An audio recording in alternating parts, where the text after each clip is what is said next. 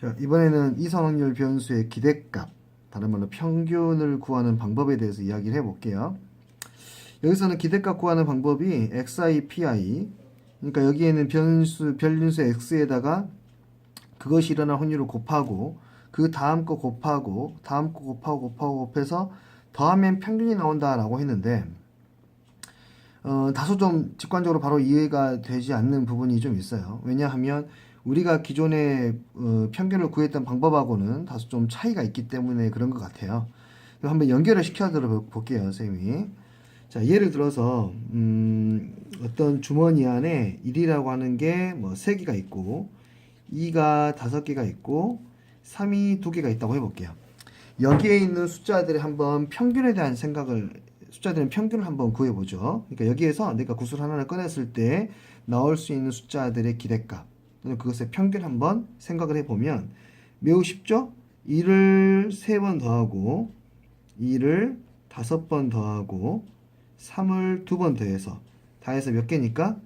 10개니까 이렇게 나눌 수가 있죠. 이게 바로 평균이죠, 우리가. 그쵸? 근데 말이죠, 이거를 오른쪽에 있는 상황하고 연결을 한번 시켜볼게요. 자, 뭐냐면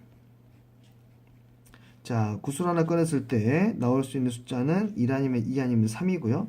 1이 될 가능성은 10개 중에 3개니까 10분의 3이고 2가 될 가능성은 10분의 5이고 3이 될 가능성은 10분의 2예요. 자, 이제 여기 우리가 아까 구했던 평균을 뜯어볼게요. 좀 뜯어가지고 해석을 하면은 이렇게 쪼개서 볼 수가 있는데, 자, 첫 번째 쪼갠 거를 이렇게 써볼게요. 1 곱하기 10분의 3. 자, 두 번째 쪼갠 것도 2 곱하기 10분의 5. 세 번째 쪼갠 거는 3 곱하기 10분의 얼마? 2 이렇게 쓸 수 있죠. 이해됐나요? 그리고 나서 봤더니 이 결과가 이렇게 곱하고 이렇게 곱하고 이렇게 곱해서 더한 거랑 같네요. 됐나요? 확인했죠? 같은 거 확인했죠? 자, 그러면 평균을 이렇게 구하는 것의 의미를 한번 생각해 보면 어떤 의미냐면 1의 가중치, 1의 비중, 1의 비중을 곱해서 평균값을 만들어낸다는 의미가 있어요, 좀. 무슨 뜻이냐? 10개 중에 1의 지분이 3개예요. 10개 중에 2의 지분은 5개고 10개 중에 3의 지분이 2개예요. 이해돼요? 그렇게 해서 각각의 지분이 전체에서 1은 10분의 3 정도가 있으니까 10분의 3 정도의 비중을 좀 주고 전체에서 2는 10분의 5 정도, 절반 정도의 비중이 있으니까 2한테 절반을 주고 3한테는 10분의 2 정도의 비중을 줘서 그것들을 고루 정리했을 때 평균값을 우리가 구해보자라는 뜻으로 해석해 볼 수도 있겠어요.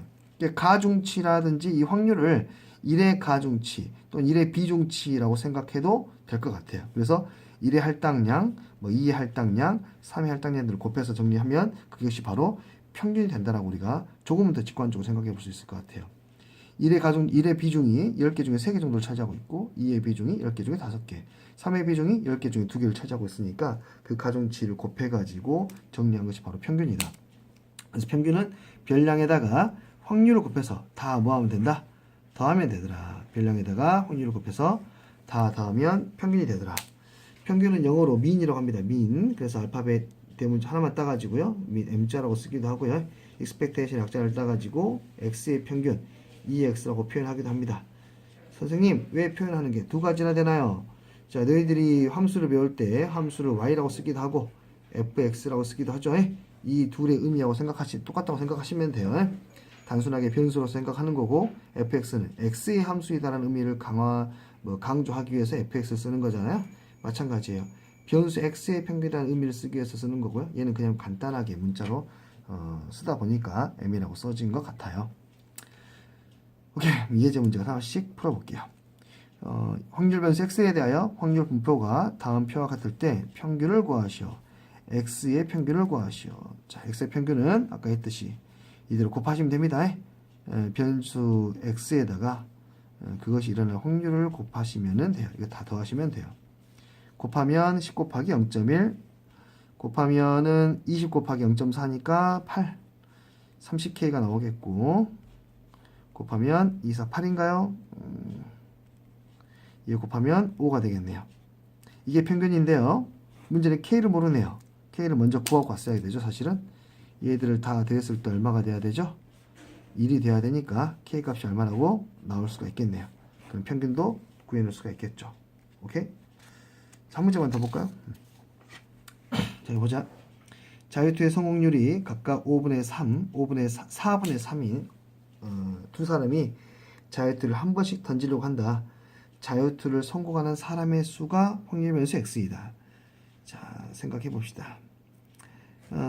자유투를 성공하는 사람의 수가 x예요. 이게 x가 될 수 있는 숫자를 한번 생각을 해야 돼요. 자유투를 성공하는 사람, 두 명 던지거든요. 두 명이 던졌는데 두 명 모두 다 성공을 못할 수도 있고, 둘 중에 한 명만 성공할 수도 있고, 둘 다 성공할 수도 있고, 그러니까 성공하는 사람의 수는 두 명이 던졌기 때문에 0명 또는 1명 또는 2명이 되겠죠. 그때 우리는 확률을 구해서 쓰면 되겠네요. 한 명도 성공하지 못하려면 뭐 이렇게 되겠죠. 5분의 2 실패해야 되고요. 또 실패해야 되고요. 얘가 쉬우니까 해볼까요? 두 명 다 성공하려면 A라는 사람도 성공해야 되고요. B라는 사람도 성공을 해야 돼요. 자, 이거 같은 경우에는 A가 성공, B는 실패. 또 실패, 성공해서 둘을 더해도 되고, 아니면 어차피 이 확률의 합이 얼마기 때문에 1이기 때문에 이 둘을 구해가지고 나머지 하나를 구하는 방법도 생각해 볼 수가 있겠네요. 됐어요? 오케이. 얘는 20분의 2이고 20분의 9 더하면 20분의 11.